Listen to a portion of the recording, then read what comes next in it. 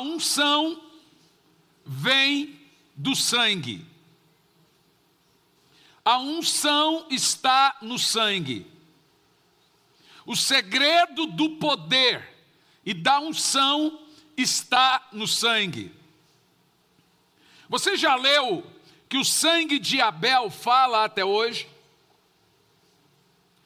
Pois bem, nesse texto aqui que nós lemos, não diz só que o sangue de Abel fala até hoje, diz que também o sangue de Jesus fala até hoje. Agora aprenda o seguinte: de onde vem o sangue? Olha que coisa interessante que talvez você nunca parou para pensar. Esse sangue que nós falamos, ele não veio da terra. Deus fez um boneco e soprou nas narinas desse boneco o fôlego de vida e o boneco viveu. Adão já nasceu grande, com unha, com olho, sobrancelha. Ele já nasceu completamente formado. Da onde veio o sangue de Adão, se ele não veio de um ato, de um coito, não veio de um ventre? Ele não tem código genético. De onde vem o sangue, gente? De onde vem o sangue? A Bíblia diz que foi quando Deus soprou nas narinas de Adão que o sangue veio. A Bíblia diz que Deus soprou o fôlego de vida e ele se tornou alma vivente. A partir dali ele recebe o nome de Adão, o rosado, por causa do sangue. Que coisa interessante, o sangue não vem da terra.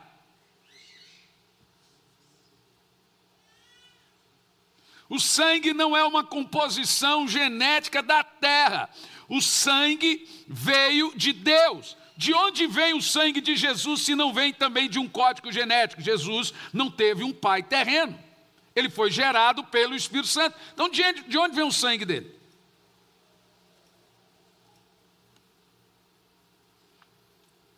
Adão não nasceu de um útero, não foi gerado, ele foi criado, ele nasceu adulto. Tudo nele nasceu pronto, unhas crescidas, olhos, cabelos, tudo pronto, assim como os anjos. Quando Deus faz então o boneco de barro, a imagem de barro do pó, inicialmente não tinha vida. É como você olhar numa vitrine um manequim. Ali você tem uma imagem, mas o que faz aquele manequim ser somente um manequim é que ele não tem sangue. A vida está sempre no sangue. O sangue de Adão não veio da terra. Se não veio da terra, diz a Bíblia muito claramente que ele veio do sopro de Deus. Então o sangue veio diretamente de Deus. Foi depois que o fôlego de vida entrou em Adão, vindo então do próprio Deus e não da terra, a terra não deu vida a Adão. Todo ser vivo tem sangue nele. Não foi a terra que deu vida a Adão, como os panteístas dizem. Foi Deus. Foi Deus que deu vida a Adão, soprando o fôlego de vida. A partir do momento que Deus sopra, passa a existir o sangue em Adão, assim como no corpo de Jesus, que foi gerado pelo Espírito Santo. Agora pense. O que Adão perdeu quando ele pecou? Quando Adão caiu, ele perdeu a glória e a presença manifesta de Deus. A presença era o próprio Deus que caminhava com ele todos os dias ao romper da aurora. Crepúsculo, tem 2 crepúsculos na Bíblia, 18 horas e 6 da manhã, é viração de dia. Deus visitava Adão às 18 horas, no crepúsculo, todos os dias. Ou seja, Adão perde inicialmente esse contato com Deus. Ele peca, já no outro dia ele não tem mais esse contato com Deus. Quando Adão caiu, a divina presença de Deus foi retirada. E qual foi a primeira coisa que Deus fez quando Adão caiu? Derramou sangue. Ele mata um animal, eu acredito ser um cordeiro. E ali é um símbolo da anunciação do que aconteceria com Jesus lá na frente. Por causa do pecado de Adão, Deus mata o animal, derrama o sangue desse animal, cobre Adão com a pele daquele animal. Perceba que a primeira coisa que Deus faz depois da queda é derramar sangue. Porque Adão havia perdido a glória, ele era coberto com a glória, agora ele está com o pecado, Deus teve que fazer uma veste paliativa para ele e derramar o sangue. Deus trouxe Adão a um lugar, mata um animal e cobre ele com sangue e pele, com a promessa futura da redenção que teria que ser com sangue. E a partir do momento que essa glória futura, que seria com sangue acontecesse, a glória que foi retirada por causa de Adão, retornaria. Ou seja, onde você vê o sangue, sempre verá a glória. O que o fogo e o sangue têm a ver? Fogo e sangue. Como Abel soube que sua oferta foi aceita? Como Caim soube que sua oferta foi recusada? Abel soube que sua oferta foi aceita porque caiu fogo. Caim soube que sua oferta foi recusada porque o fogo não caiu. E por que caiu fogo na oferta de Abel? Porque ele derramou sangue. E por que não caiu fogo na oferta de Caim? Porque ele quis fazer a oferta que ele queria, não a que Deus queria. E aí o fogo não desceu. Deus queria sangue. Caim levou frutos da terra.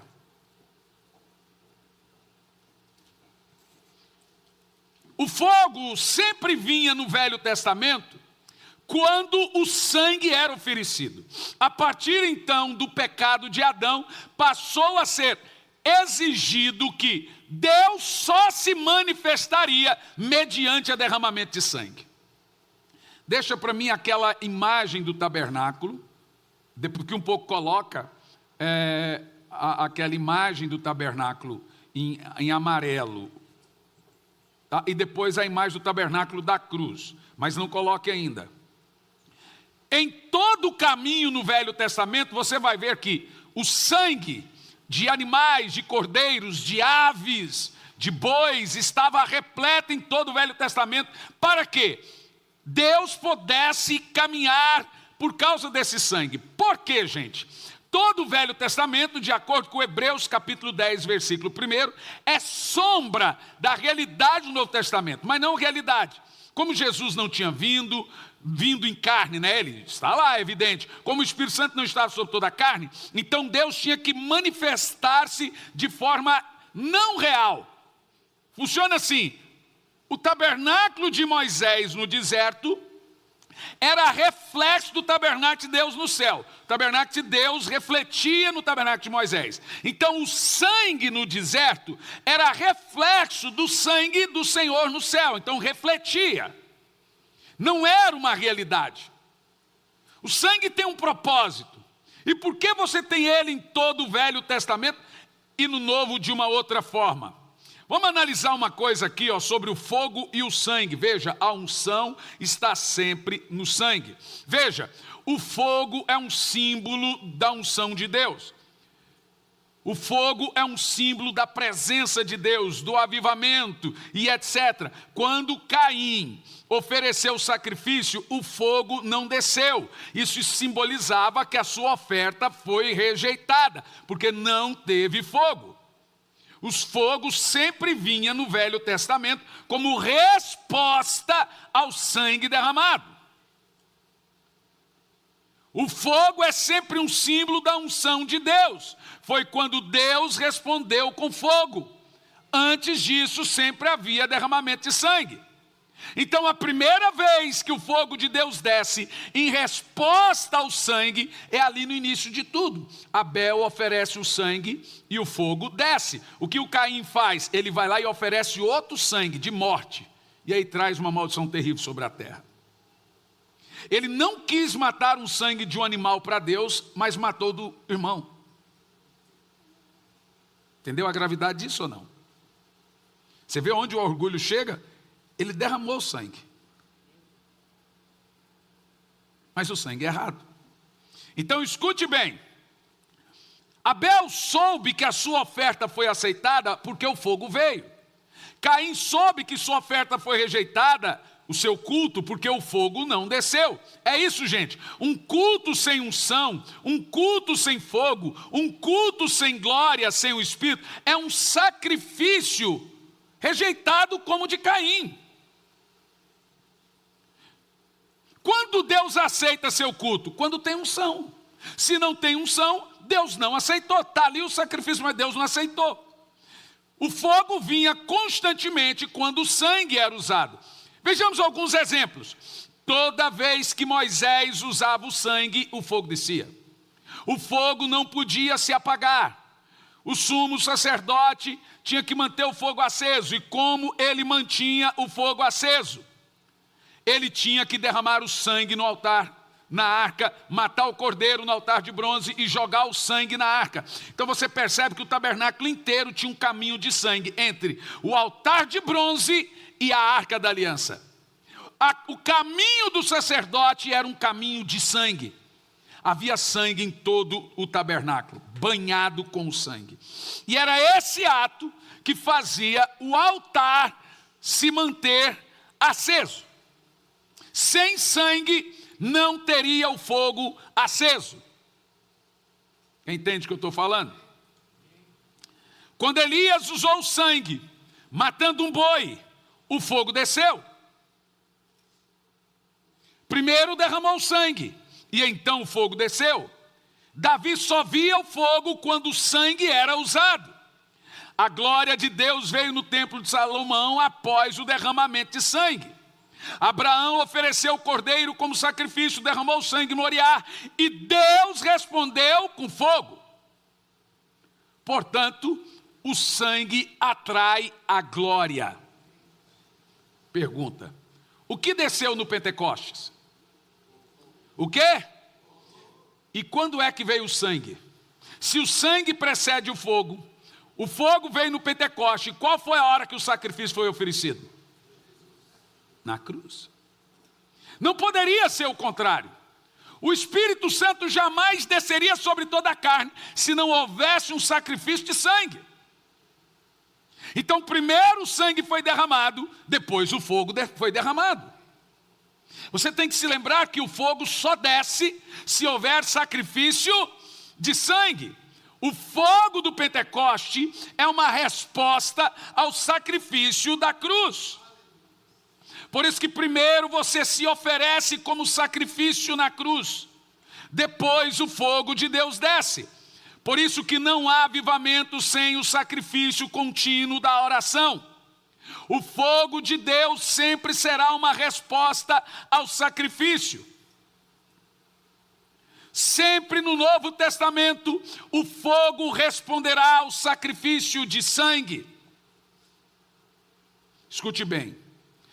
Sempre no Novo Testamento, o fogo responde ao sangue, a unção ao sacrifício e o avivamento à oração. Percebe, entendeu agora? Vamos pegar a ideia da realidade. O que é a vida de oração? Já aprendemos que a vida de oração é o ato contínuo de sacrifício, de culto racional de Romanos 12, versículo 1. Ofereceis, portanto, os vossos corpos como sacrifício. Aonde? No altar. Isso é como? O apóstolo Paulo fala assim, faça isso, ofereça-se como sacrifício ao Senhor. Apresenteis os vossos corpos como sacrifício vivo, santo, agradável a Deus, que é o vosso culto. Essa é uma menção do culto diário do sumo sacerdote, da sua corrida de oração diária, do sacrifício que ele tinha que fazer todos os dias para manter o fogo aceso, e incluía sangue. A unção sempre estará ligada ao sacrifício. E se não tiver sacrifício, não haverá unção. Se não tiver altar, não haverá culto. Muitos estão como Caim, oferecem um culto, o fogo não cai. Mas agora estão até pior. se chateiam porque fazem um culto e não sentem nada, o óleo não fica molhado, porque o fogo não cai, ele vai fazer como Caim, se revoltar. Tem gente que fala assim, Deus não fala comigo. E Deus fala, você nunca falou comigo. Que resposta é que você quer de pergunta que você nunca fez? Igual o irmão me disse esses dias, assim, pastor, eu sou inacessível. Eu falei, você já escreveu para mim alguma vez? Ele falou, não. Tá bom, vou falar nada. Experimente escrever para mim, vamos ver se eu sou inacessível. Agora, a sua mensagem não me domina. Eu vou responder no meu tempo. Se eu tivesse um telefone de fio, você não ia ligar para mim toda hora, a cada 2 minutos eu ia atender. O WhatsApp não me comanda, pois deve ser a sua, não. Eu tenho um dia, na hora, na hora do meu dia, eu vou lá e leio todas as mensagens e começo a responder. Então tem gente que te manda mensagem, responde agora. Não, o meu celular não é meu dono. Tem gente que ele é comandado. Não, me mandou uma mensagem aqui, ó, mas se você tivesse um telefone de fio, você toda hora... Peraí, eu tenho que atender. Não, você tem outras coisas para fazer do que ficar no telefone, pelo menos deveria, né? Mas, contudo, eu falo com todo mundo. Da mesma forma é Deus. As pessoas dizem que Deus não responde, não vê a sua dor. A verdade, gente, é que você não se comunica com Deus. Você culpa a Deus de algo que você é o responsável. Você quer resposta de Deus de perguntas que você nunca fez. Você quer respostas de orações que nunca foram feitas. Você quer a aproximação de um Deus que nem você quis se aproximar. Se não há sacrifício, não há fogo. Se não há derramamento de sangue, não há fogo. A liturgia é uma geração de olhos secos que não quer ter comunhão com Deus. Hoje uma irmã me mandou uma mensagem dizendo que estava no culto dela, no Instagram, uma igreja conhecida. E disse que o pastor pegou o microfone e disse que não precisa jejuar e orar porque estamos na graça. O que eu faço? Você vai lá e confronta seu pastor, eu disse para ela. Vai lá e diga para ele se ele realmente crê nisso. Se ele disser que crê nisso, você arruma outra igreja para você. Então, se alguém está me ouvindo, e você sabe, eu conheço essa igreja, já estive lá, e nós fomos assistidos. Se você estava nesse culto que determinado pastor disse que não precisa orar e jejuar porque está na graça, você é cúmplice dessa mensagem aí. Quem sai ganhando com esse tipo de mensagem, gente? O diabo. Está trabalhando para quem?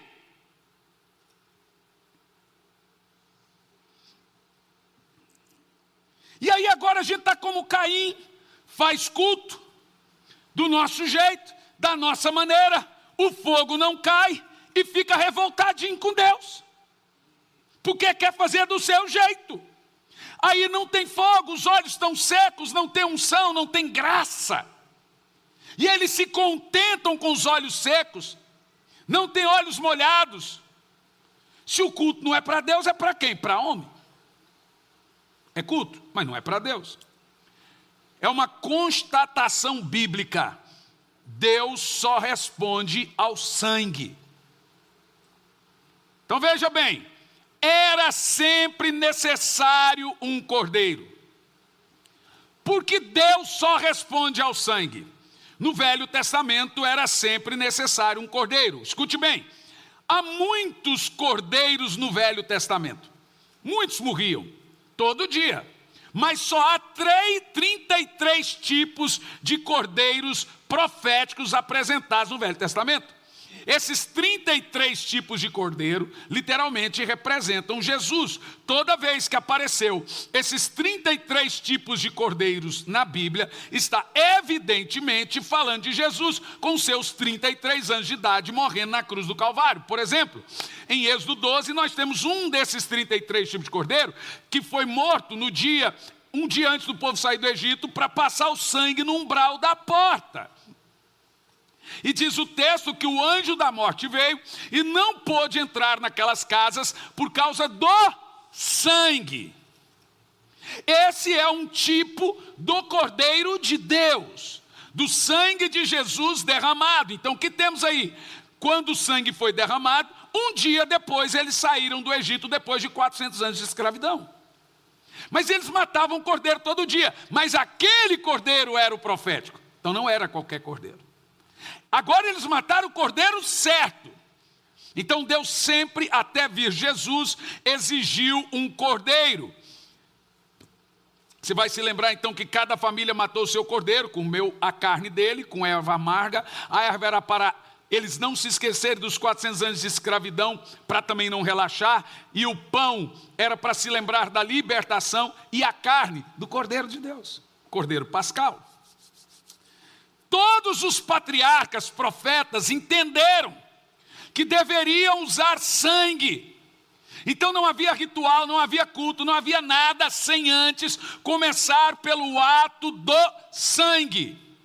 Deus usou sangue para fazer Adão, soprou o fôlego de vida. Abel usou sangue para fazer o fogo descer. Noé, ao sair da arca, seu primeiro culto em terra firme, ele usou sangue e retomou a aliança de Deus com a humanidade. Primeira coisa que Noé fez, usou sangue. Abraão fez seu primeiro sacrifício na terra de Canaã, derramou sangue. Na aliança de Abraão com Melquisedeque, Melquisedeque dá a ele pão e vinho, que representa o corpo de Cristo, que contém o sangue de Cristo.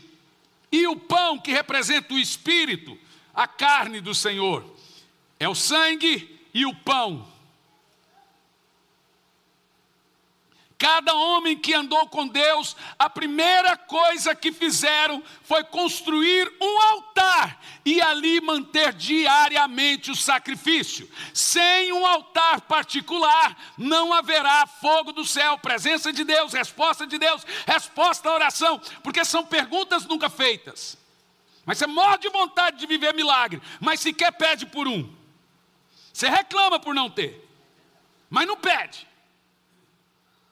Jesus disse, vocês não estão pedindo nada no meu nome ao meu Pai. Peça para que a sua alegria seja completa. O sangue, gente, é um batismo permanente de Deus. Todo servo de Deus constrói um altar. Noé sai da arca, constrói um altar e batiza a terra com sangue. Abraão chega em Canaã, constrói um altar e batiza a terra com sangue.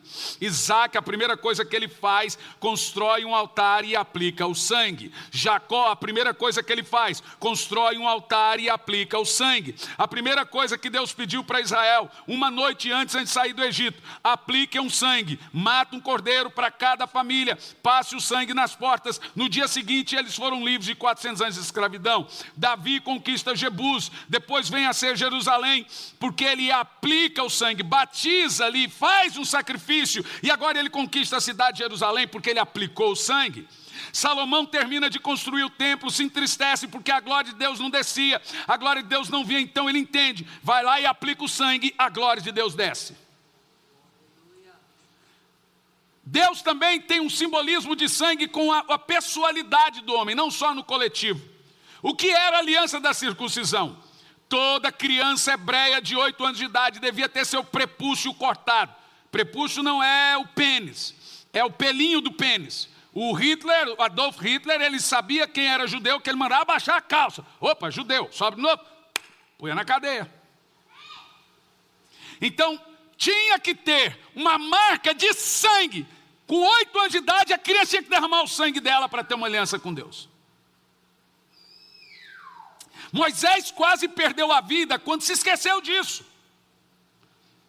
Moisés sobe o monte, recebe os 10 mandamentos, e mesmo lá em cima Deus diz, desça agora, Moisés, passe o sangue em todo o povo. Gente, está em Êxodo 24. Desça e passe o sangue em todo o povo. Moisés agora pega um ensopo, havia 2 milhões de pessoas, ele mata um monte de cordeiro e vai, começa a jogar sangue na cara de todo mundo, Senhor. Deus mandou ele lambrecar todo o povo com sangue. Loucura ou não é? Mas você vai entender por quê. Aquele sangue é sombra do sangue de Jesus lá no futuro. Se não houver a marca do sangue de Jesus na sua vida, o diabo te engole, você não é aceito por Deus. Então todo o Velho Testamento é uma anunciação do sangue de Cristo. É só sombra. É o que eu costumo dizer, que o Velho Testamento é o Novo Testamento em quadrinhos. Até o povo receber o sangue, Deus não visitava eles. Quando eles receberam o sangue, Deus passou a visitá-los. Porque o sangue foi usado, agora Moisés não precisava mais subir. Deus desceu. Você entendeu?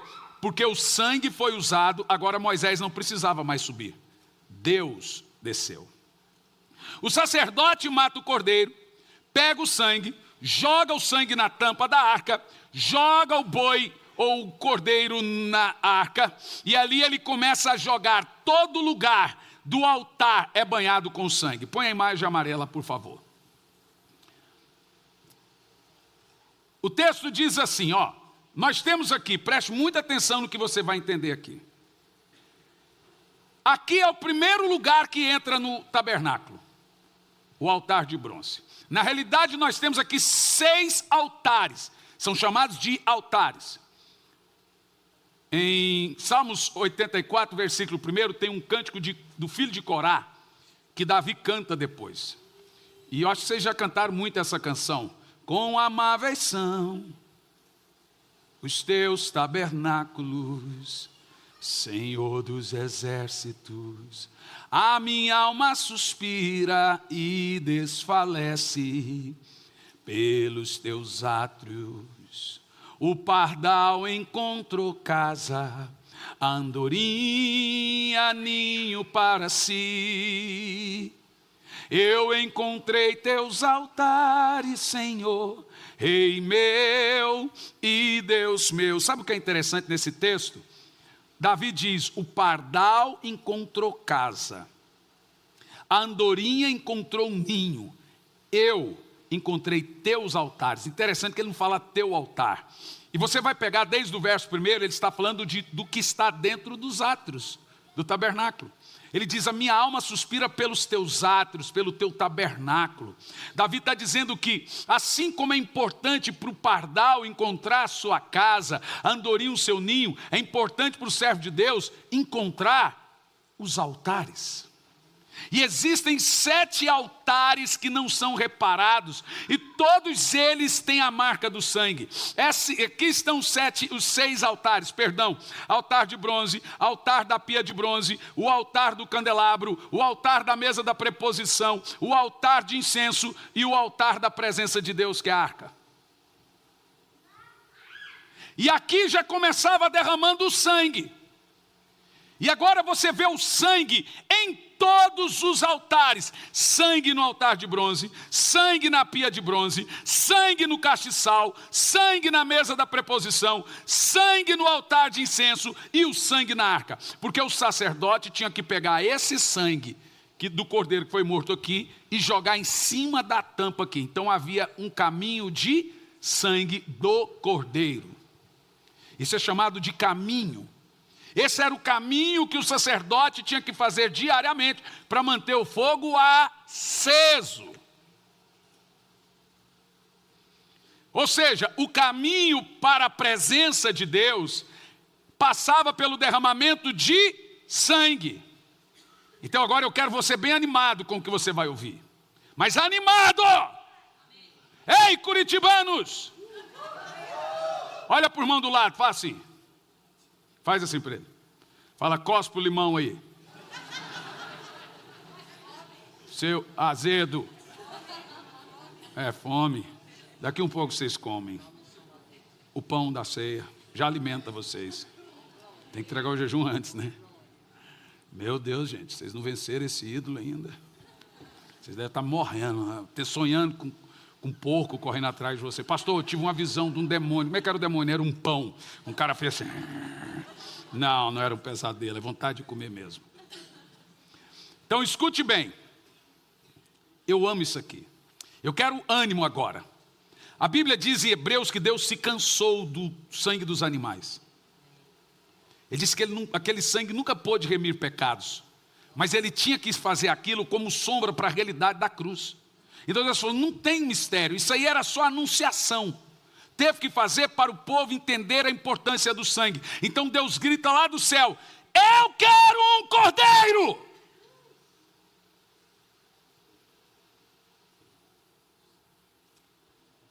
profeta Isaías diz: quem deu crédito à nossa pregação e quem se manifestou o braço do Senhor? Isaías 53 primeiro, porque foi subindo como renovo perante ele e como raiz de uma terra seca, não tinha beleza nenhuma para que nós o desejássemos, era desprezado e o mais indigno entre os homens, e não fizemos dele caso algum. Porém, verdadeiramente ele levou sobre si o pecado de nós todos, e nós o reputamos por aflito e ferido de Deus, mas ele foi moído pelas nossas iniquidades e levou os nossos pecados. A Bíblia diz que Deus olhou e viu que Jesus era um cordeiro aceito, favorável. Deus gritou: eu quero um cordeiro definitivo. Escute isso, houve um grito no céu para uma resposta na terra. Deus bradou: eu quero um cordeiro. E um profeta no deserto gritou: eis o cordeiro de Deus, eis o cordeiro real, eis o cordeiro favorável, ele é o cordeiro. Bendito seja o cordeiro.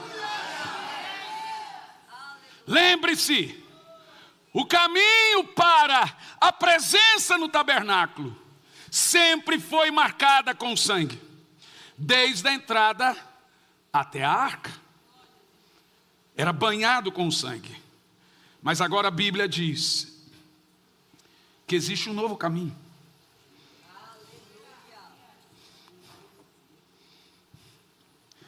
Porque nós entramos agora, põe a imagem da arca, com confiança. Por que confiança? Porque eles tinham medo de chegar até aqui mortos. Morria. E alguém tinha que puxá-los. Mas agora a gente não tem esse medo. Eu saio daqui, eu tenho agora um novo e vivo caminho. Continua sendo de sangue. Mas agora eu entro com confiança ao trono da graça, pelo sangue do Cordeiro, que é o novo e vivo caminho. Agora notem bem, lá do Velho Testamento era um caminho morto, cordeiros mortos. Aqui no Novo Testamento diz que é um novo e vivo caminho. Um cordeiro vivo. Significa que eu entro na presença de Deus com confiança, aplicando o sangue de Jesus. O segredo não é entender que o sangue de Jesus é um aerosol. Pequei, sangue de Jesus tem poder. O cara não quer compromisso com Deus, o sangue de Jesus, veja, não é assim.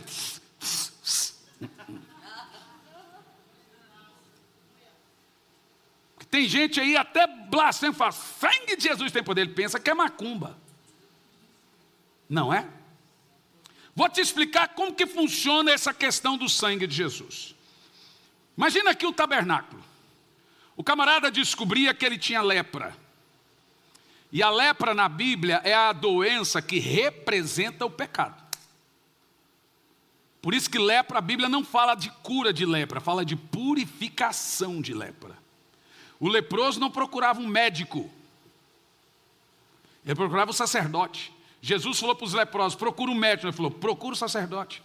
Porque lá na Bíblia ficava leproso gente rebelde, gente desobediente. Então veja, às vezes você pensa que as coisas estão mal na sua vida, não é só quando falta dinheiro, porque tem gente que só corre para Deus quando tem problema financeiro, quando o carro bate. Mas quando você também não consegue orar, quando você também vai mal espiritualmente, é lepra!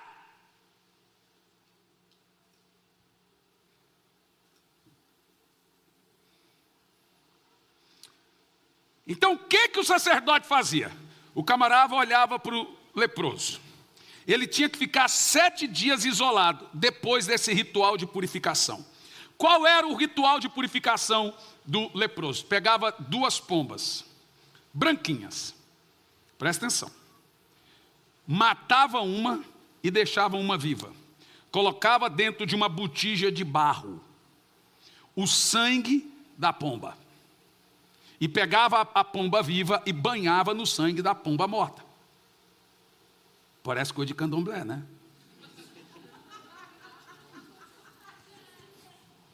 Está lá na Bíblia, Levítico. O diabo exige sangue até hoje nos seus rituais. Não tem ritual sem sangue. Aí o que o sumo sacerdote fazia? Cadê? Dá o microfone aí, Greg. Cadê? Se vira, Greg. Pega o microfone, Greg. Imagina, ele tinha que pegar isopo. Isopo era uma planta assim meio roxinha, muito bonita, muito pura. E ele tinha que pegar essa planta de isopo e banhar a madeira de acácia. A madeira de acácia simboliza a cruz. O isopo simboliza a santidade. Aí lá vem um leproso diante do sacerdote. O sacerdote olhava assim, você está leproso. Então o que ele fazia? Pegava aquela botija de barro, cheia do sangue da ave morta, misturada com a ave viva. O que a ave viva tem a ver? Já te falo. Ele pegava o isopo na ponta da madeira e banhava e começava a jogar no leproso. 1, pá! 2, 3, vai jogando. Foi assim que Moisés fez com 2 milhões de pessoas. 4, e a ave está viva lá e no sangue da ave morta. 5, 6, 7.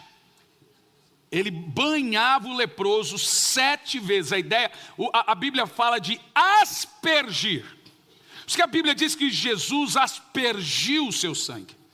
O sangue da aspersão. Agora ele tinha que ficar 7 dias em isolamento. E depois ele tinha que vir na saída do tabernáculo, atrás do sacerdote. Estou limpo. Aí o sacerdote examinava. Você está curado, pode ir para o meio do povo. Você vê? Vê que não era uma coisa ligada à doença, era ligada ao pecado. Aí você fala, por que a ave morta e a ave viva? A ave morta representa Jesus. E a viva? Jesus também. A ave morta representa o Jesus homem morto. A ave viva representa o Jesus Deus vivo. A ave morta representa a morte de Jesus. A ave viva representa o Jesus. As duas representam Jesus. A morte e a vida. Isso era chamado de ritual para os pecados ocultos. 7 vezes o sangue tinha que ser jogado no leproso. Agora pensa o seguinte. Você sabe quantas vezes Jesus derramou o sangue na cruz? 7. Há registro na Bíblia que houve 7 derramamentos do sangue de Jesus na cruz. Quando Jesus estava na cruz, você tem que imaginar Deus fazendo isso. 1, no Getsemane. 2, na sua barba. 3, nas suas costas. 4, nas suas mãos. 5, na sua cabeça. 6, nos seus pés. 7, no seu lado. Por 7 vezes o sangue de Jesus foi derramado para levar e purificar aqueles que creem nele, que os seus pecados agora foram lavados, aspergidos. O ato de Deus é esse, aspergir o sangue de Jesus em cada irmão que crê. Por isso que você lê lá em Apocalipse, eles o venceram pelo sangue do Cordeiro e pela palavra do testemunho que deram.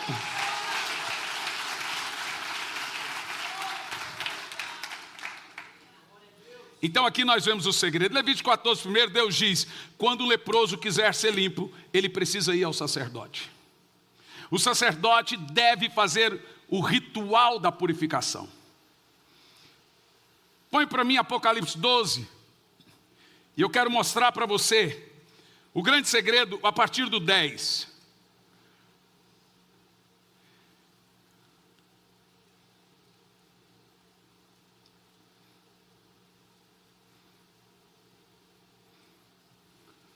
Então ouvi uma grande e grave voz do céu que proclamava, eis que chegou a hora e a salvação, e o poder do seu reino, o poder do nosso Deus, e a autoridade do seu Cristo, porque foi expulso o acusador dos nossos irmãos, aquele que nos acusava de dia e de noite perante Deus. Observe que esse texto é lá no futuro. Significa que o diabo está onde agora? Aonde, gente? Diante de Deus. Fazendo o quê? Jogando seus pecados para Deus. Esse cara aí, você viu o que ele acabou de fazer? Fofoqueiro, fazendo fofoca. Ó, eu quero te lembrar que fulano agora fez isso, fulano agora fez aquilo outro, ciclano agora fez isso. Por isso que ele recebe o título de diabo. A palavra diabo só refere-se a duas pessoas na Bíblia, por duas vezes, é evidente. Uma, a Satanás, a outra era Lúcifer. Jesus disse, eu tenho 12, um de vocês é o diabo. Você consegue lidar com o diabo na sua equipe? Jesus tinha um na equipe dele que era o diabo. Deus tinha um na equipe dele que era o diabo. A palavra diabo aqui é acusador. Por isso que é diabo. Judas foi chamado de diabo.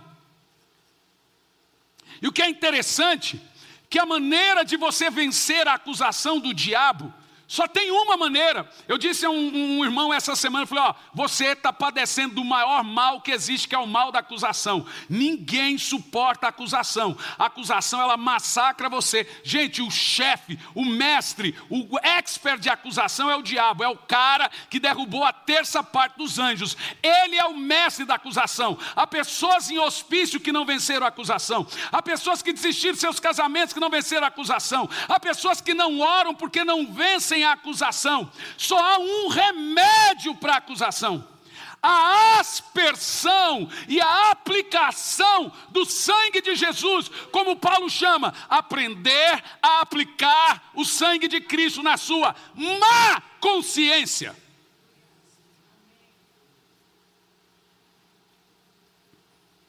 Então eu quero te ensinar a aplicar os 7 derramamentos do sangue de Jesus, porque o ato do arrependimento e do perdão é isso. 1, 2, só que agora você não tem um animal, você tem o quê? O Cordeiro vivo, é o novo e vivo caminho. Então quando eu uso o sangue de Jesus, eu uso um sangue vivo. O diabo mal suporta a menção do sangue, quanto mais o sangue de fato.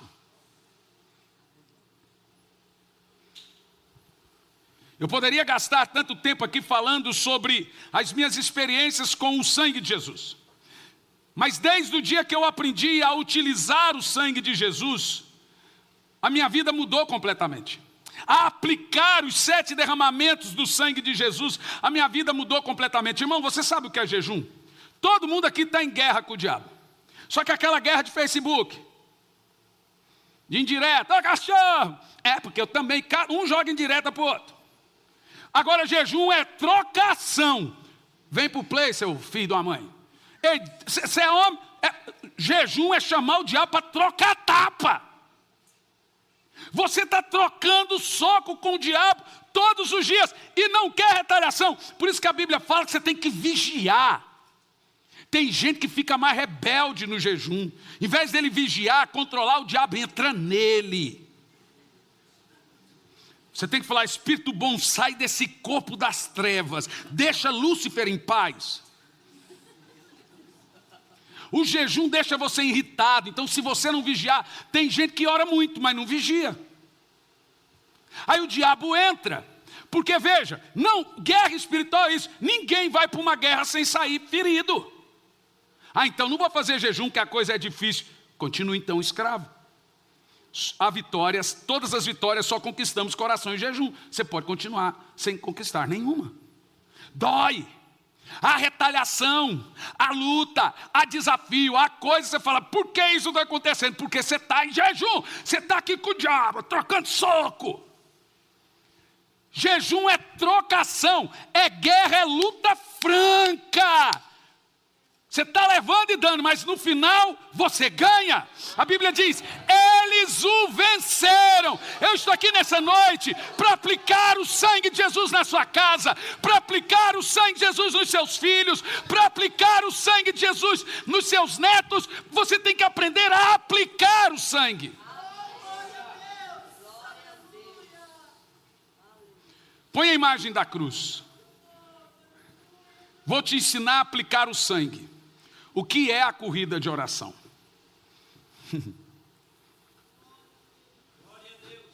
É o caminho do novo e vive o caminho através do... O camarada não faz. Olha, eu amo muito o texto que diz assim, ó, aquele que habita no esconderijo do Altíssimo, à sombra do Onipotente. Eu gosto da palavra descansa. quem não ora certo não tem descanso. Direi o Senhor, Ele é o meu refúgio. A palavra refúgio e esconderijo ali é a palavra lugar secreto da oração. Ele diz, Ele é o meu refúgio, a minha fortaleza. O salmista, quando canta esse texto, ele deixa claro que você descansa em Deus. E diz mais, debaixo das suas asas, você está seguro. Agora, debaixo, você sabe qual é o nosso problema? Nós queremos segurança sem estar debaixo das asas. Deus não tem responsabilidade de guardar ninguém que põe a cabecinha para fora. Pá, o diabo está lá do lado de fora com a marreta. A hora que você põe, você fala, pum! O cara quer que Deus protege ele, mas ele sai das asas. É debaixo das suas asas, no lugar, o nosso lugar seguro. Olha, esses dias eu fui cancelado na internet. Nunca imaginei. Perdi 90 mil seguidores em menos de um mês, porque eu citei ao negócio sobre oração, ensinando os intercessores a orar e não só interceder. Quase morri de tanto apanhar. Eu nunca imaginei que seria cancelado. Então eu vou te contar o que aconteceu comigo. Cheguei em casa esse final de semana não, segunda. E eu falei, agora senhor, quando eu viajo eu estou focado, quando eu chego em casa eu estou pensando na igreja, eu vou orar para os irmãos, etc. Eu vou orar por essa situação. Acordei 4 da manhã e fui para o meu quarto de oração. Quando eu fui para o quarto de oração, fui orar, não tinha oração para orar. Falei, senhor, o que está acontecendo? Ele falou assim, não é para você orar aqui. Vai lá para a sala orar. Tá bom. A hora que eu comecei a descer a escada, a gente começou a arrepiar do pé da cabeça. Quer dizer, dos pés ao pé da cabeça, ao cabelo dos pés. E foi arrepiando. Na hora que foi arrepiando, gente, eu já imaginei, vai ter capeta aqui dentro da sala. Eu odeio ver o diabo. Aí tem gente que fala, nossa, pastor, irmão, se você gosta, leva ele para sua casa. Aí, pastor, o que o senhor sente quando o senhor vê o diabo? Nada. Não sinto minha cabeça, minhas pernas, meus braços. Só tem medo? Claro, é o diabo, não é o bozo. E a hora que eu comecei, e o corpo vai gelando. O corpo vai gelando e vai arrepiando. E o cabelo fica tão alto que dá para você fazer assim, ó. E o cabelo ficou em pé. Eu falei, meu Deus do céu. Eu fui descendo a escada. Falei, o que tem aqui embaixo? Parecia que eu estava descendo os porões do inferno. Deus não quis que eu guerreasse no quartinho de oração. Enjoado ele. Falou, aqui não é lugar de guerra. Vai guerrear para lá. Então, a hora que eu desci. Quando eu cheguei na sala, tinha 3 rãs. Uma pálida, cor de morte, né? Bem amarela e bem inchada. Uma malhada de preto e branco. E uma bem magra. O Espírito Santo falou assim, essa é de morte, essa é de rebelião e essa é de manipulação. 3 rãs. Fingi que não estava vendo. Passei reto. E ela estava assim, ó, parada assim. Ó. Gente, 3 rãs do tamanho de um homem. Passei direto. Como eu sei que a batalha espiritual, elas estão ali, mas elas não estão ali, eu dobrei o joelho e peguei a coberta, muito frio, e pus na cabeça. Assim. Quando eu pus a coberta na cabeça e as rãs de costa para mim, né? Eu orando e as rãs de costa. Então, a hora que eu pus, eu falei, bom, não dá para eu fugir disso. Batalha espiritual não é orar, falar com Deus, é falar com o diabo. Oração e adoração é uma coisa, batalha espiritual é outra. É isso que eu quis dizer lá no vídeo. O pessoal falou, você está dizendo que intercessor não ora? Eu falei, não foi nada disso. Oh, meu Deus, eu não tenho responsabilidade no que você entende, eu tenho responsabilidade no que eu digo. Eu disse que intercessor tem que ter tempo de oração dele e Deus, não só interceder para as pessoas. É isso que eu disse. Mas, contudo, eu vou tentar explicar de novo. Mais um mês de cancelamento. Aí eu estou lá, orando e as rãs de costa. De repente, falei, o que vocês estão fazendo aqui? A gordona fez assim, ó. Pulou. Robert! Aí começaram a falar comigo. Aí foi 1 hora de batalha. Quando eu sei que a batalha acaba? quando o ambiente começa a ficar leve. Você sabe, enquanto você estiver num ambiente pesado, você não pode parar de guerrear.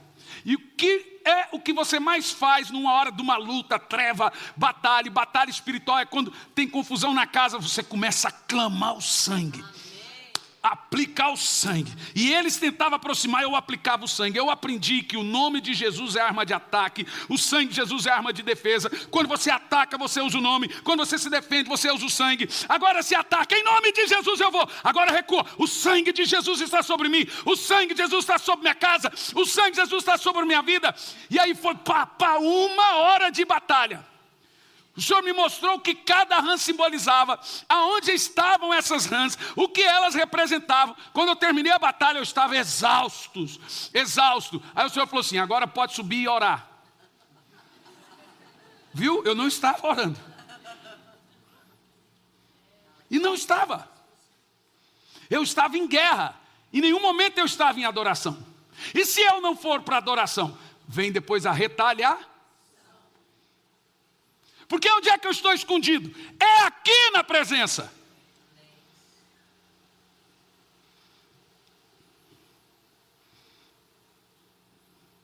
Aí eu subi. Quando eu fui subir, eu já senti o ambiente leve, mas eu já estava destruído. Porque batalha arrebenta com você. Quando eu subi, eu fui subindo. Eu aplico os 7 derramamentos do sangue de Jesus sobre a minha esposa, aplico o sangue de Jesus sobre meu filho, aplico o sangue de Jesus sobre minha filha, aplico o sangue de Jesus sobre minha nora, sobre os 10 netos que eu vou ter, eu aplico o sangue de Jesus, eu vou aplicando o sangue, eu não quero nem saber, é 10, se vire. Então assim, eu vou aplicando o sangue de Jesus, e vou orando por sangue, e levando o sangue. Então eu levanto, eu vou lá no meu filho, dou um beijo nele, o sangue de Jesus está sobre você. Vou lá na minha filha, eu aplico o sangue de Jesus sobre você. Vou na minha esposa, então eu fui subir na escada. Eu olhei assim, eu tive uma visão. O sangue descia e cobria toda a casa.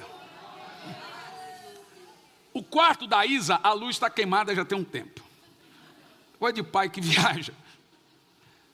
E a hora que eu fui subir a escada, a casa clareou toda. Isso era 5 da manhã, você viu? Eu já estava guerreando há tempo. Agora o meu tempo com Deus ia começar. A hora que eu fui subir, o quarto ligou sozinho. Eu chamei minha esposa e falei, amor, vem aqui. Você está aí no quarto? Dormindo. Quando eu cheguei, dormindo. Falei, amor, vem aqui. Você ligou o quarto da Isa? Ela, não. A luz está queimada. Eu falei,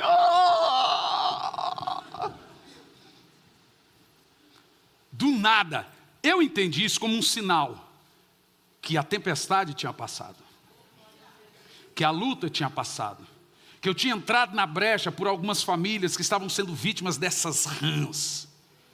Eu lembrei de cada um de vocês, gente. Não sabia nome, mas vinha rostos. Famílias vítimas de uma rã, outra de outra, rãs. Lembra, as rãs lá no Egito era demônio, sapo. E aquilo foi uma guerra tão terrível, mas pensa numa guerra boa. Eu me imaginava dando assim no diabo, tá, aquele estalado. Mas depois eu corri para debaixo das asas, irmão. Porque é lá que o diabo me procura e não me vê. Você entendeu o que eu quis dizer?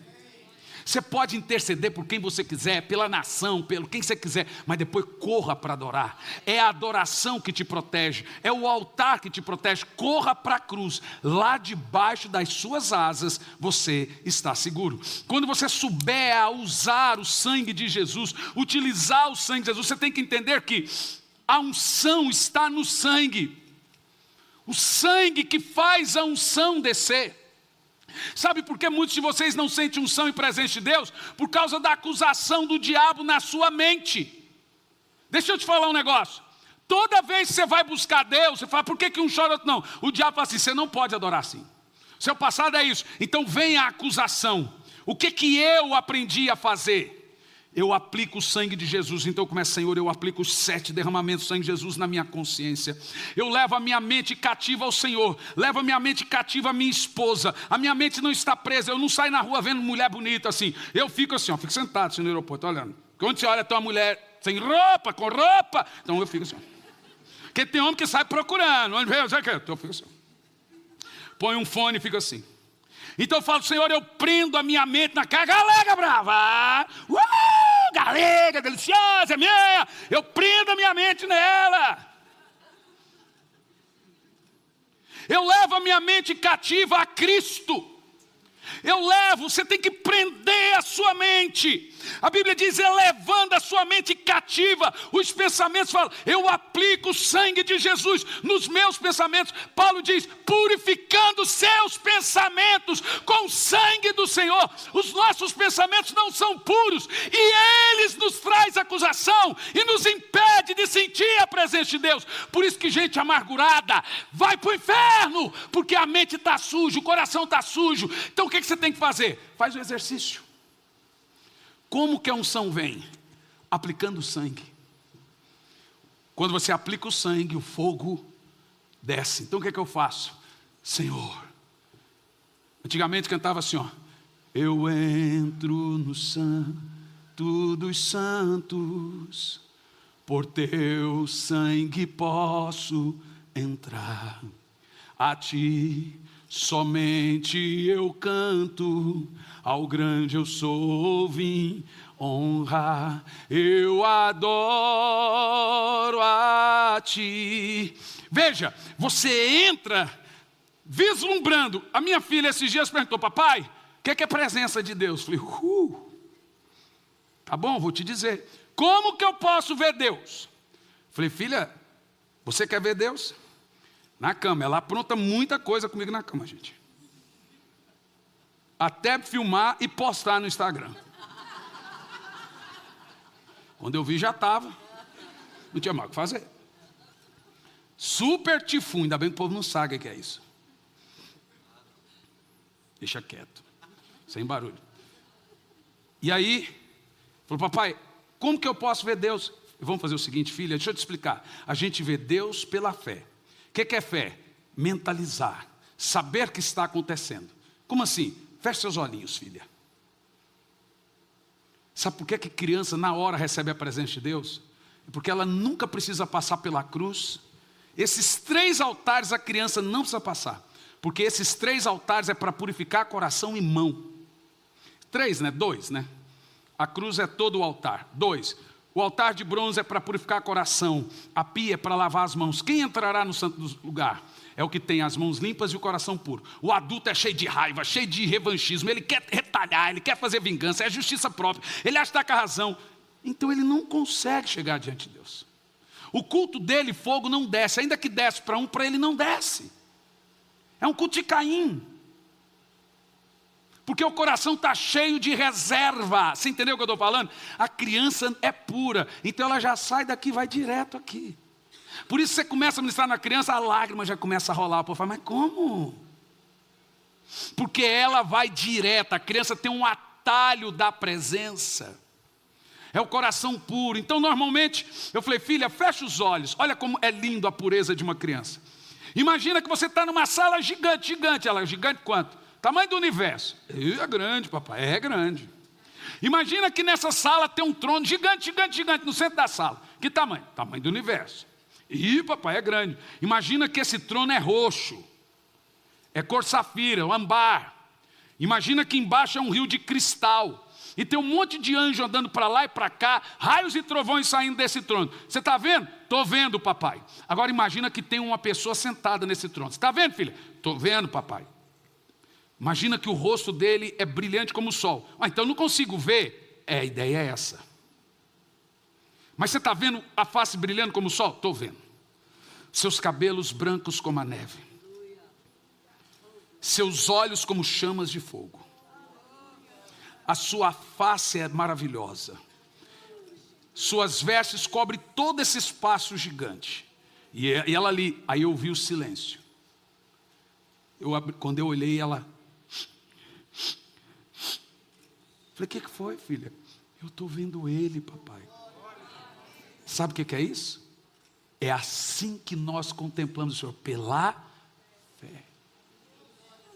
Sabe o que você faz quando você ora? Pega a sua mente, leva cativa a Cristo, prende ela, imagina-se diante do trono, imagina-se na sua corrida de oração, Pensa, daqui um pouco a mente divagueia, você volta. E começa, eu aplico o sangue de Jesus no meu pensamento. Eu aplico o sangue de Jesus na minha casa. Senhor, meu coração, mas eu aplico o sangue de Jesus nesse coração. Estou com raiva, mas vai jogando sangue. E você vai lavando. E você vai banhando a sua corrida de oração com o sangue de Jesus. Daqui um pouco você está à porta dele. Aprenda a jogar o sangue de Jesus no seu casamento. Eu aplico o sangue de Jesus sobre minha esposa. Eu aplico o sangue de Jesus sobre meu marido.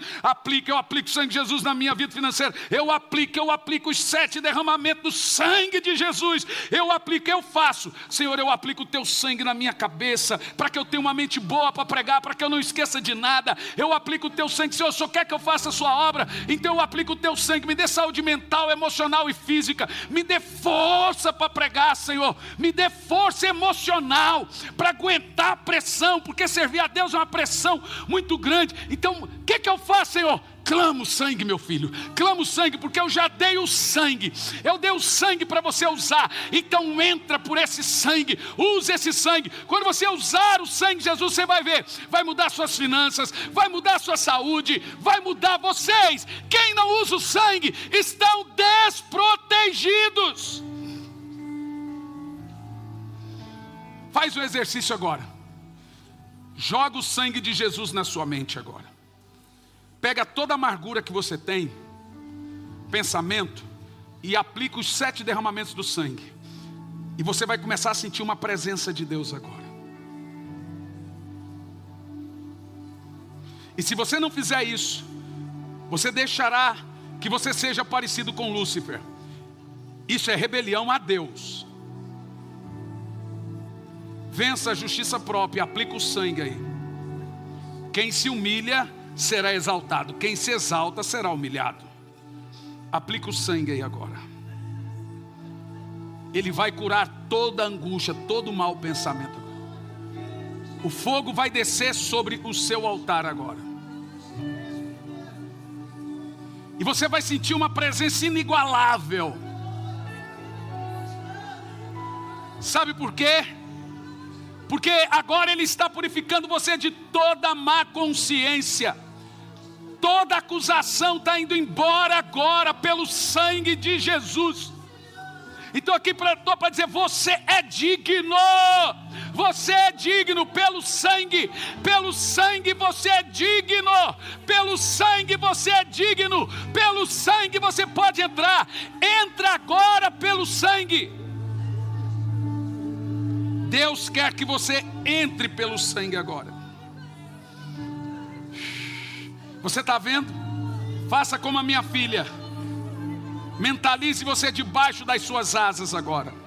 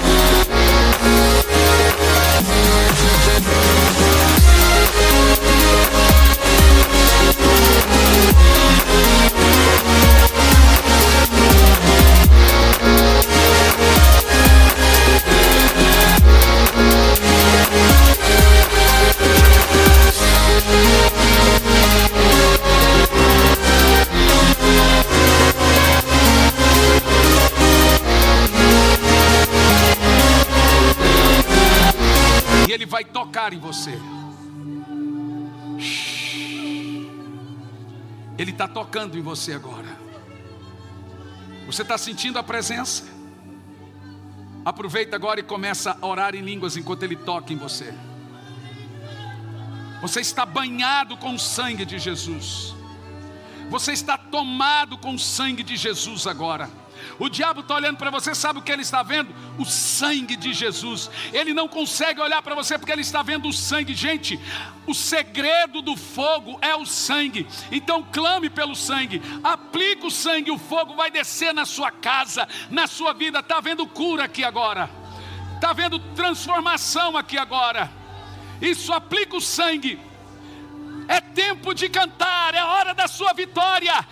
Eles o venceram pelo sangue, pelo sangue, pelo sangue, pelo sangue, pelo sangue, pelo sangue, pelo sangue, pelo sangue. Vai dizendo: há poder no sangue de Jesus, há poder no sangue de Jesus. Vai repetindo: o sangue de Jesus está sobre minha casa, o sangue de Jesus está sobre minha vida, o sangue de Jesus está sobre minha filha, sobre meu filho. Eu aplico o sangue de Jesus nessa situação. Isso, igreja do Senhor. Vai, repita o sangue. Clame, o diabo tem que ouvir que você está se lavando. 1, 2, fala: eu coloco os 7 derramamentos do sangue de Jesus sobre mim agora. Isso, igreja. Tcharalabala caralabala carabas tere calabas. Teresoloco terebala tere calabas. Teresondoloco rebata labalabas. Tere cantalabas soroco teleba. Xerecalabás. Não deixa a sua família padecer. Aplica o sangue. Aplica o sangue. Aplica o sangue de Jesus aí agora. Essa é uma oração diária, constante. É o nosso ritual hoje, é o novo e vivo caminho. É pelo sangue de Jesus, é pelo sangue de Jesus. Aplica o sangue agora na sua amargura, na sua ansiedade, na depressão. Aplica o sangue no problema financeiro. Aplica o sangue. Aplica. Põe o sangue em todos os órgãos vitais do seu corpo. Aplica o sangue no rim, no sistema linfático. Aplica o sangue no pâncreas. Aplica o sangue aí agora no fígado. Aplica o sangue na carótida, na aorta. Aplica o sangue no coração. Aplica o sangue no intestino grosso, fino, delgado. Aplica o sangue agora. Aplica o sangue aonde você tem que aplicar o sangue. A igreja tem que aprender a utilizar o novo e vivo caminho, que é o sangue de Jesus.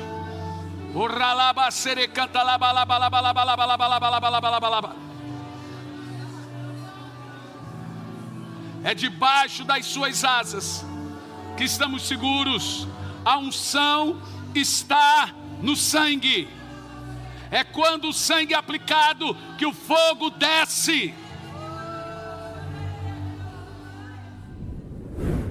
Olá, meus queridos, aqui quem fala é Hernandes Santos, sou pastor, sou professor no Instituto Sabedoria e Graça e é disso que venho falar de você agora. Tem muita gente que tem muita vontade de fazer teologia, de concluir um curso em bacharelado em teologia de 2, 3, 4 anos e etc. Mas é muito difícil. Ainda mais se tratando que você tem que ir lá no curso, disponibilidade de horário, e vem as questões de valores. Eu fiz um levantamento por alto dos valores mensais de um curso livre de teologia. Fica na média aí de 500, 600, 700, 800 reais por mês que você paga durante todo o curso. O que nós fizemos? Disponibilizamos uma maneira de você fazer um curso.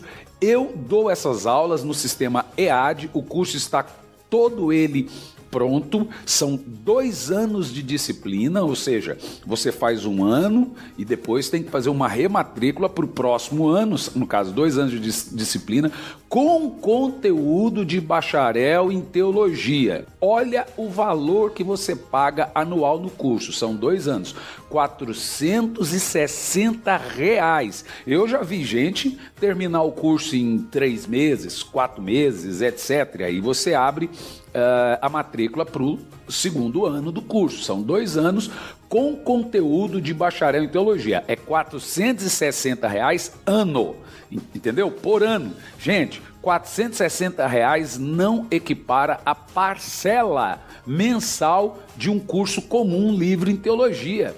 Um curso comum livre em teologia, a média é de 500 para mais por mês. Então você vai fazer R$460 o curso e eu estou dando a aula para você com conteúdo de bacharel em teologia com o sistema EAD. O que é sistema EAD? A gente tira tudo aquilo que é pormenores e vai direto ao ponto. Então tem aula de 1 hora, tem aula de meia hora, tem aula de 15 minutos, tem aula de 20 minutos. Ou seja, tem todas as aulas da teologia sistemática e o certificado chega na sua casa se formando no Instituto Sabedoria e Graca.